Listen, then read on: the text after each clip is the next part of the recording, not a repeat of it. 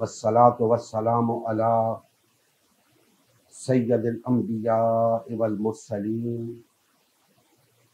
وعلى آلہ واصحابہ اجمعین، اما بعد فاعوذ باللہ من الشیطان الرجیم، بسم اللہ الرحمن الرحیم۔ یا ایہا الذین آمنوا اتقوا اللہ حق تقاتہ ولا تموتن الا وانتم مسلمون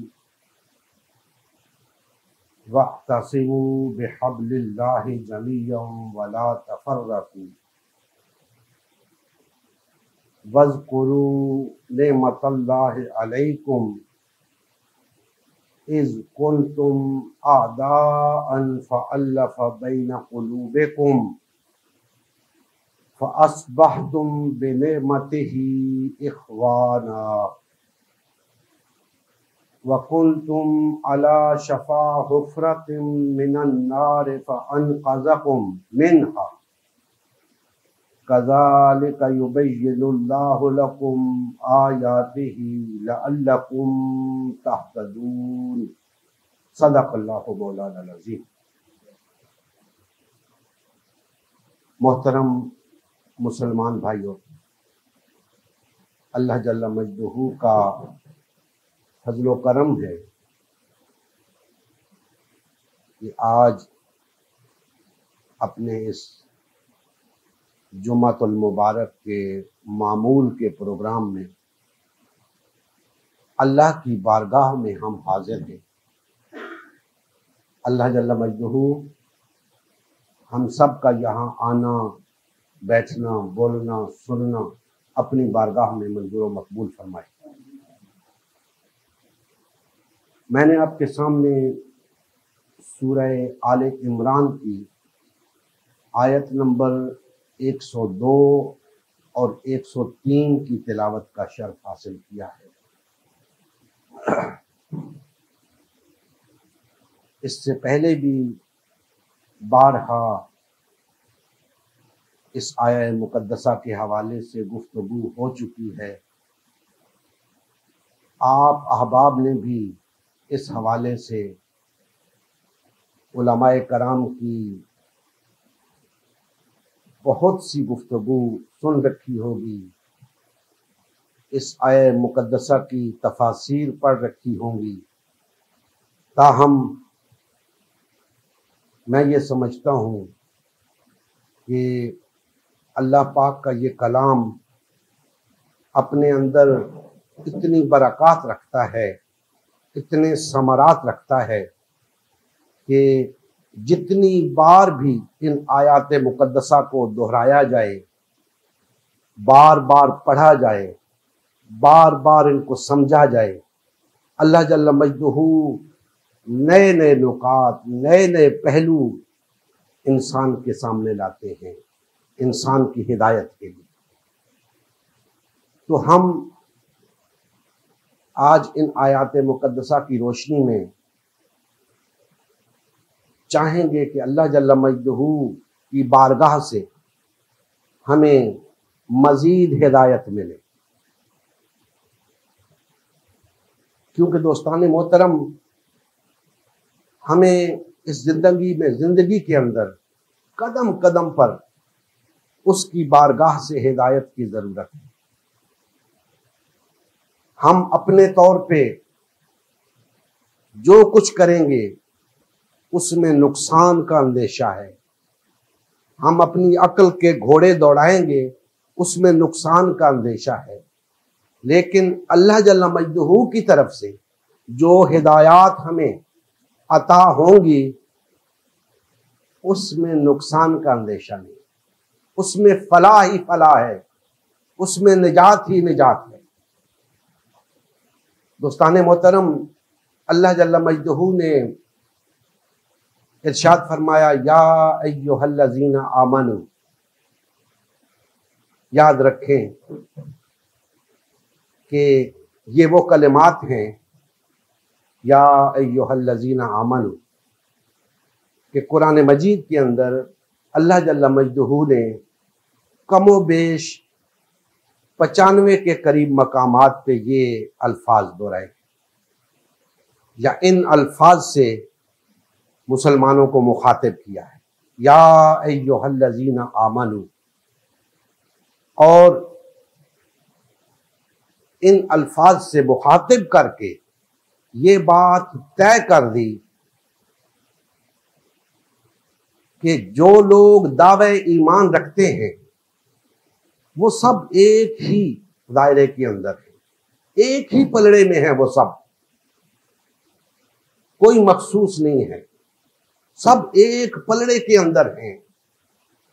کم درجے کا ایمان رکھنے والے بھی اسی پلڑے میں، اعلیٰ درجے کا ایمان رکھنے والے بھی اسی پلڑے میں، کمزور اعمال والے بھی اسی پلڑے میں، بہترین اعمال والے بھی اسی پلڑے میں، یا ایھا الذین آمنوا، حتیٰ کہ متعدد آیات سے یہ بات واضح ہوتی ہے کہ منافقین بھی اسی پلڑے میں، یا ایھا الذین آمنوا کہے کہ جب اللہ جل مجدہ نے مخاطب کیا تو بعض مقامات پہ منافقین بھی اسی پلڑے میں ہیں۔ کیوں؟ اس لیے کہ دعوی ایمان وہ بھی رکھتے تھے اور آج بھی رکھتے ہیں۔ منافقین کون ہوتے ہیں؟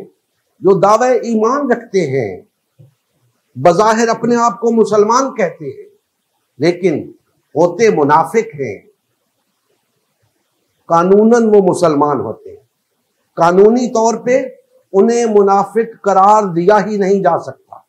کیوں؟ وہ کسی بات کا انکار نہیں کرتے، وہ اسلام کا لبادہ اوڑھ کے مسلمانوں کی جڑیں کاٹتے ہیں، اسلام کو نقصان پہنچاتے ہیں، منافق ہوتے ہیں۔ زبان پہ کچھ اور ہوتا ہے، دل میں کچھ اور ہوتا ہے۔ تو کہنے کا مطلب یہ ہے کہ یا ایھا الذین آمنوا، ہر کلمہ گو اپنے آپ کو اس کی حدود میں سمجھے۔ ہر مسلمان، کسی کی تخصیص نہیں ہے یہاں، نہ سنیوں کو مخاطب کیا گیا، نہ شیعوں کو مخاطب کیا گیا، نہ بریلویوں کو، نہ دیوبندیوں کو، نہ اہل حدیثوں کو۔ جو دعوی ایمان رکھتا ہے اپنے تئیں، جو اپنے آپ کو مسلمان سمجھتا ہے، لا الہ الا اللہ محمد الرسول اللہ کا اقرار کرتا ہے، وہ مخاطب ہے۔ ان سے فرمایا جا رہا ہے کہ اے دعوی ایمان رکھنے والوں، اتقوا اللہ حق تقاتہ، اللہ سے ڈرو جیسا کہ اس سے ڈرنے کا حق ہے، اللہ کا تقوی اختیار کرو جیسا کہ اس کا تقوی اختیار کرنے کا حق ہے۔ وَلَا تَمُوتُنَّ إِلَّا وَأَنْتُمْ مُسْلِمُونَ، اور تمہیں موت نہ آئے مگر اس حال میں کہ تم مسلمان ہو، یعنی مرنا تو مسلمان ہی مرنا، تمہیں ایسی حالت میں موت آئے کہ تم مسلمان ہو۔ دوستان محترم، یہ بات غور طلب ہے، ہمیں اس پہ توجہ دینی ہے کہ یہ مرتے دم تک مسلمان رہنا کیا ہے، مرتے وقت مسلمان ہونا کیا ہے۔ آج ہم دیکھتے ہیں کم و بیش 1.5 پونے 2 ارب کے قریب ہمارے مسلمان بھائی اس روئے زمین پہ بس رہے ہیں۔ کوئی شخص مرتا ہے، وہ سنی ہے، شیعہ ہے، بریلوی ہے، دیوبندی ہے، اہل حدیث ہے، اس کا جنازہ پڑھتے ہیں، اس کو دفناتے ہیں۔ کیوں؟ کہ یہ مسلمان تھا، یہ مسلمان تھا۔ اب دوستان محترم، اللہ جل مجدہ فرما رہے ہیں کہ اے دعوے ایمان رکھنے والوں، اللہ سے ڈرتے رہنا جس طرح اس سے ڈرنے کا حق ہے، اور مرتے دم تک مسلمان رہنا۔ تو کیا ہم یہ سمجھیں کہ جس کا جنازہ پڑھا گیا وہ مسلمان تھا؟ یا ہم کیا سمجھیں کہ اللہ جل مجدہ کی مسلمان ہوتے ہوئے مرنے سے کیا مراد ہے؟ اس بات کو سمجھنے کی ضرورت ہے۔ یاد رکھیں، جب ہم کہتے ہیں کہ جو لوگ ہمارے سامنے فوت ہوتے ہیں، مرتے ہیں، ہم ان کا جنازہ پڑھتے ہیں، تو ہم کہتے ہیں یہ مسلمان تھے اس لیے اس کا جنازہ پڑھا جا رہا ہے۔ اور یہ بات درست ہے کہ یہ سب کلمہ پڑھنے والے قانوناً مسلمان ہیں، قانوناً مسلمان ہیں، ان پہ کوئی اور فتویٰ نہیں لگایا جا سکتا، اسی لیے سب کا جنازہ پڑھا جاتا ہے، سب کی تدفین کی جاتی ہے۔ لیکن اللہ کے ہاں کون مسلمان تھا کون نہیں تھا اس کا فیصلہ ہم نہیں کر سکتے۔ ہم نے اس کے ظاہر کو دیکھ کے فیصلہ کیا، ہم نے اس کے کلمے کا اعتبار کیا، اس کی زبان کا اعتبار کیا، اور قانوناً چونکہ وہ مسلمان تھا اس لیے ہم نے اس کی تدفین بھی کی، اس کا جنازہ بھی پڑھا۔ دوستان محترم، اگلی آیت مبارکہ میں اللہ جل مجدہ ارشاد فرماتے ہیں وَاعْتَصِمُوا بِحَبْلِ اللَّهِ جَمِيعًا وَلَا تَفَرَّقُوا۔ اے دعوی ایمان رکھنے والو، سب مل کر اللہ کی رسی کو تھامے رکھنا اور تفرقہ نہ کرنا۔ اب اگر ہم تھوڑا سا غور کریں تو پچھلی آیت مبارکہ کا اس آیت مبارکہ سے کوئی ربط ہونا چاہیے۔ اسے کہتے ہیں ربط بین الآیات، یعنی ایسا نہیں ہے کہ پچھلی آیت کا مفہوم کچھ اور ہے، اگلی آیت کا مفہوم کچھ اور ہے۔ لازماً اس آیت مبارکہ کا پچھلی آیت مبارکہ سے کوئی ربط ہے، کوئی تعلق ہے، اسی تسلسل میں یہ بات کی جا رہی ہے۔ تو اب ہم دیکھتے ہیں کہ جب اللہ جل مجدہ نے فرمایا کہ اے دعوے ایمان رکھنے والو، اللہ سے ڈرتے رہنا جس طرح اس سے ڈرنے کا حق ہے، اور مرنا تو مسلمان ہی مرنا، یا اللہ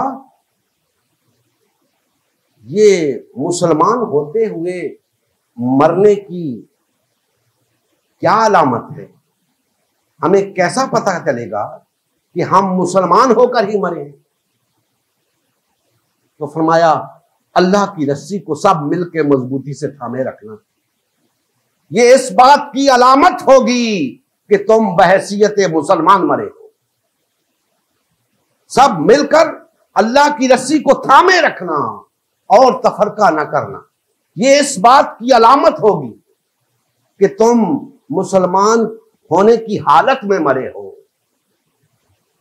اگر تم نے اللہ کی رسی کو چھوڑ رکھا ہوا، اگر تم تفرقے میں مبتلا ہوئے، تو تم مسلمانی کی حالت میں نہیں مرے، تم اللہ سے ڈرنے والے نہ تھے، تم نے اللہ سے ڈرنے کا حق ادا نہ کیا۔ لہذا اگر تم ایسی موت چاہتے ہو کہ وہ مسلمان کی موت ہو، تو تمہارے لیے لازم ہے کہ اللہ کی رسی کو سب مل کر مضبوطی سے تھامے رکھنا۔ یاد رکھیے دوستان محترم، رسی ہر شخص نے تھامی ہوئی ہے، ایک رسی ہر شخص نے تھامی ہوئی ہے، اللہ کی بھی ایک رسی ہے، لیکن جو رسیاں ہر شخص نے تھامی ہوئی ہیں وہ اللہ کی رسیاں نہیں، اللہ کی رسی ایک ہے، سب نے اس رسی کو تھامنا ہے۔ ایسا نہیں ہے کہ ہر شخص ایک رسی کو تھام لے، کہے دیکھ لے میرے ہاتھ میں تو ایک ہی رسی ہے اور یہ اللہ کی رسی ہے۔ نہیں دوستان محترم، ہر شخص کے ہاتھ میں رسی ہونے کا مطلب یہ نہیں کہ وہ اللہ کی رسی ہے. ہر شخص کے ہاتھ میں ایک ہی رسی ہونے کا مطلب یہ ہے کہ وہ اللہ کی رسی. اور یاد رکھیں باقی سب رسیاں چھوٹ جانے والی ہیں, ٹوٹ جانے والی ہیں. اللہ کی رسی ایسی رسی ہے جو نہ چھوٹے گی نہ ٹوٹے گی. اسی لیے سب کو حکم ہے کہ اس واحد رسی کو تھامیں سب مل کر, جو نہ ٹوٹے گی نہ چھوٹے گی. اور وہ رسی کیا ہے؟ وہ اللہ جل مجدہ کا یہ قرآن ہے, ہمارے نبی کریم صلی اللہ علیہ وآلہ وسلم کی سنت مبارکہ ہے, اور اس کی روشنی میں وہ جماعت ہے جو اس دین کو لے کر چل رہی ہے. کیوں؟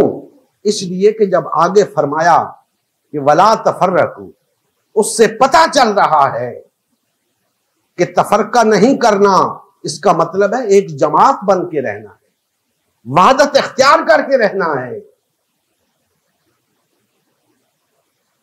لہذا دوستان محترم یہ بات اپنے ذہن میں بٹھا لیں کہ ایک مسلمان کی موت اگر ہم مرنا چاہتے ہیں تو ہمیں وحدت اختیار کر کے رہنا ہوگا, ایک جماعت بن کے رہنا ہوگا. کیوں؟ اس لیے کہ یہ اللہ کی عبادت ہے. ہم عبادت کا موضوع لے کر چل رہے ہیں. سب سے پہلے اللہ کا تقوی اختیار کرنا, اللہ سے ڈرنا اللہ کی عبادت ہے. پھر سب کا مل کر اللہ کی رسی کو تھامنا اللہ کی عبادت ہے. اور پھر تفرقہ نہ کرنا اللہ کی عبادت ہے. اب دوستان محترم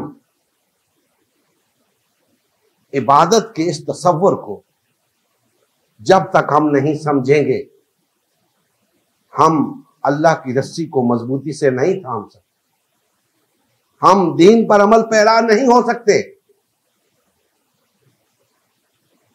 پچھلے دروس کے اندر بھی میں اس صحیح تصور عبادت کے حوالے سے بات کرتا آیا ہوں.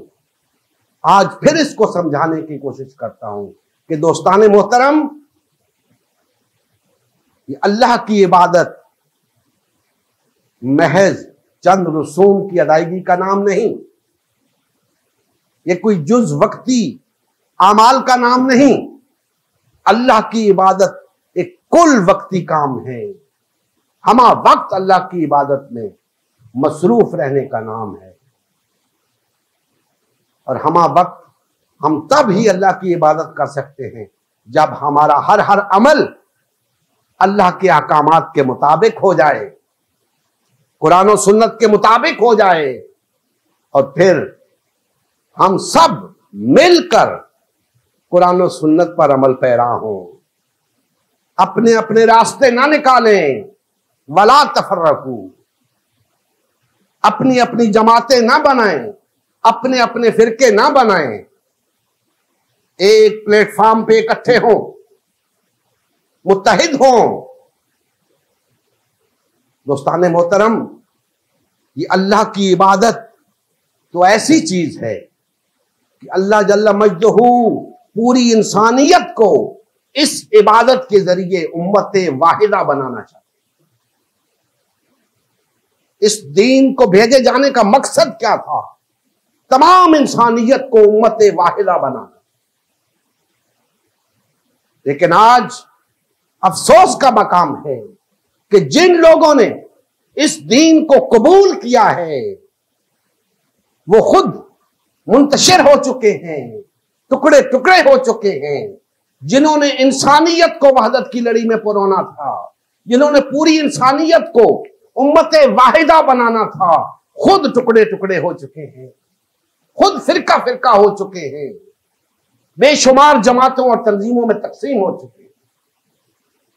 ضرورت اس امر کی ہے کہ ہم پلٹیں اللہ اور اس کے رسول کے طرف, واپس آئیں اللہ کی تعلیمات کی طرف, اللہ کا تقوی پیدا کریں اپنے اندر. جس طرح تقوی پیدا کرنے کا حق ہے, مسلمان بن کر جیئیں, مسلمان بن کر مرے، اور اس کا واحد طریقہ کہ سب مل کر اللہ کی رسی کو تھاما۔ یاد رکھیں دوستان محترم، ہم سب مل کر وہ کچھ کر سکتے ہیں کہ ہم ٹکڑے ٹکڑے ہو کر کچھ بھی نہیں کر سکتے، اس کا سوچ بھی نہیں سکتے۔ آج ہم بے شمار جماعتوں میں تقسیم، ہم کچھ نہیں کر پا رہے، باطل اور طاغوتی طاقتیں ہمیں کچل رہی ہیں، ہم کچھ نہیں کر پا رہے۔ لیکن اگر ہم متحد ہوتے، کسی کی کیا مجال تھی مسلمانوں کی طرف میلی آنکھ سے دیکھتا۔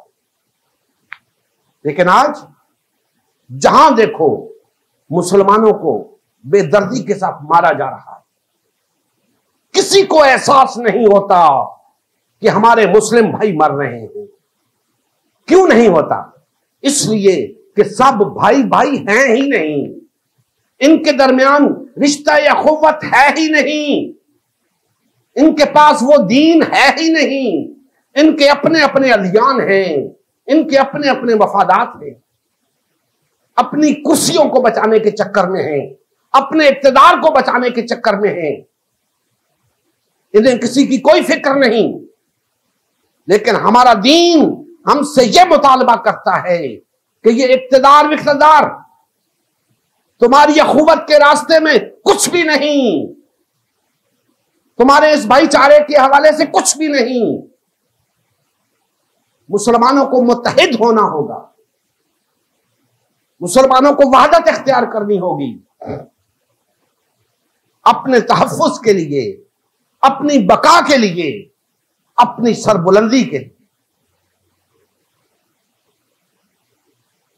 آج ہم ٹکڑے ٹکڑے ہیں، اللہ کی نافرمانی کر رہے ہیں۔ اللہ نے فرمایا وَلَا تَفَرَّقُوا، ہم نے کہا نہیں، ہم تفرقہ تو کریں، ہم تفرقہ کریں گے، ڈنکے کی چوٹ پہ کریں گے، اور کر رہے ہیں۔ جتنا سمجھاؤ انہیں، ٹس سے مس نہیں ہوتے۔ عوام تو عوام رہی، علماء بھی اس طرف توجہ نہیں دیتے، دانشور بھی اس طرف توجہ نہیں دیتے، اور مسلمانوں کو مزید تقسیم کرنے میں لگے، وحدت کی طرف نہیں بلاتے، وحدت کے لیے سامان نہیں کرتے، تفریق کا سامان پیدا کرتے ہیں۔ کیوں؟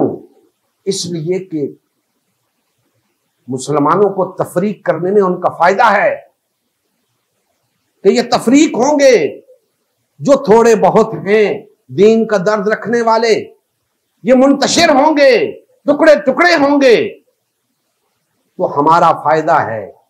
انہیں لڑاؤ آپس میں، انہیں مرواؤ، اور اقتدار حاصل کیے رکھو، اقتدار کی کرسی پہ بیٹھے رہو۔ اور ہم نادان مسلمان ان کی باتوں میں آ جاتے ہیں، ان کے کہنے پہ چلتے ہیں۔ یاد رکھیں، مفاد پرست طبقے، مقتدر طبقے ہمیشہ ان لوگوں کو استعمال کرتے ہیں جن سے انہیں خطرہ ہوتا ہے۔ آج مسلمانوں کو استعمال کیا جا رہا ہے۔ جب کبھی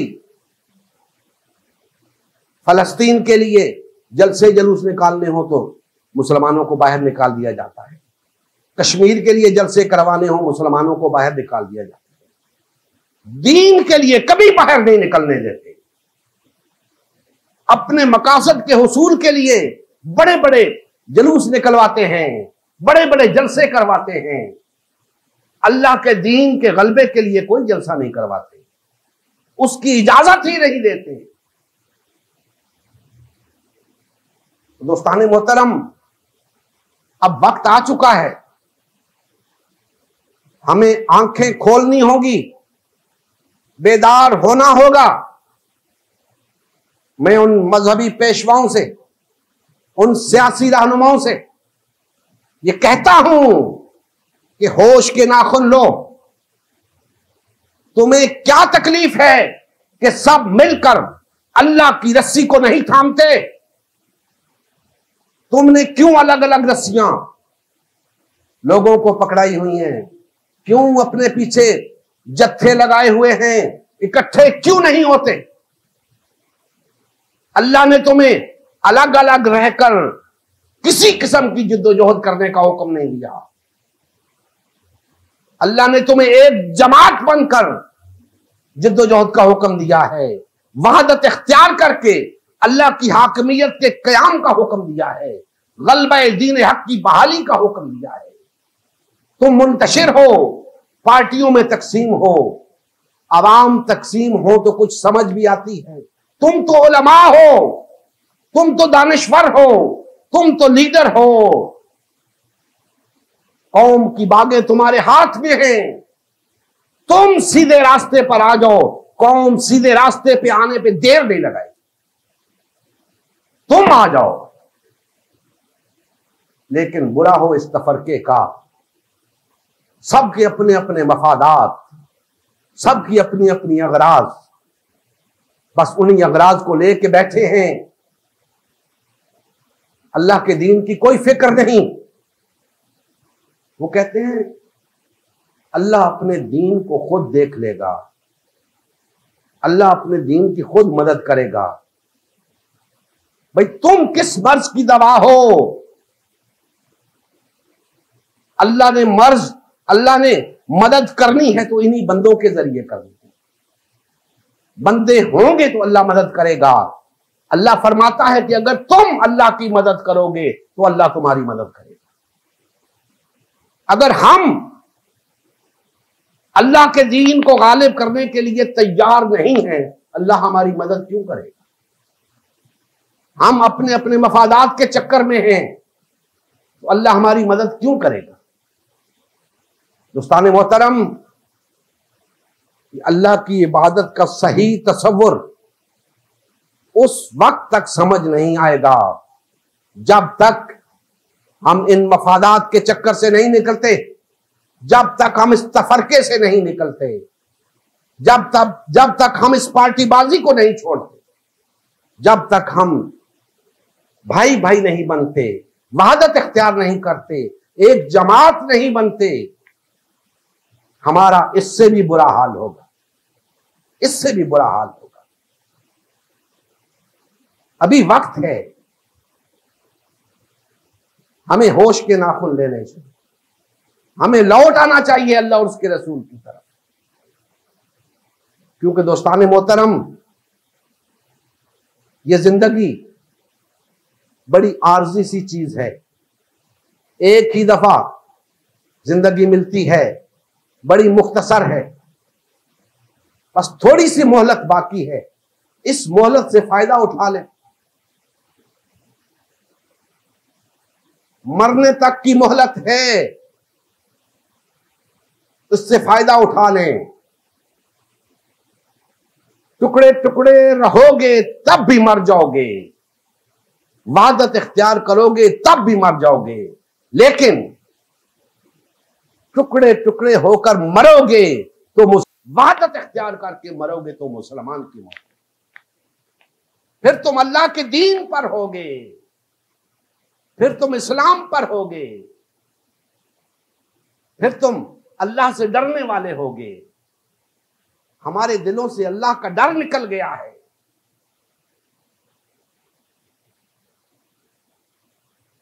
اللہ کا تقوی ہمیں یاد نہیں.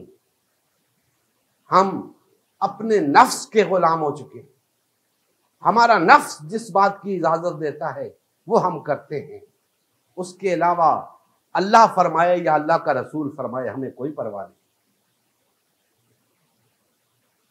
ہونا تو یہ چاہیے تھا کہ اللہ کا حکم سنایا جائے تو مسلمانوں کی گردنیں جھک جائیں.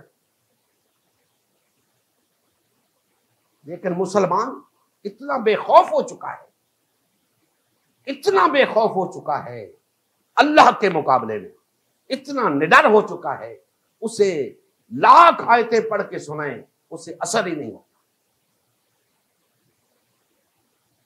تو دوستان محترم، اللہ کی عبادت کے صحیح تصور کے حوالے سے آج جو نکات ہمارے سامنے آئے کہ ہم اللہ سے ڈریں، اللہ کا تقوی اپنے دلوں کے اندر پیدا کریں تاکہ ہم اسلام پر مر سکیں، مسلمان کی موت مر سکیں۔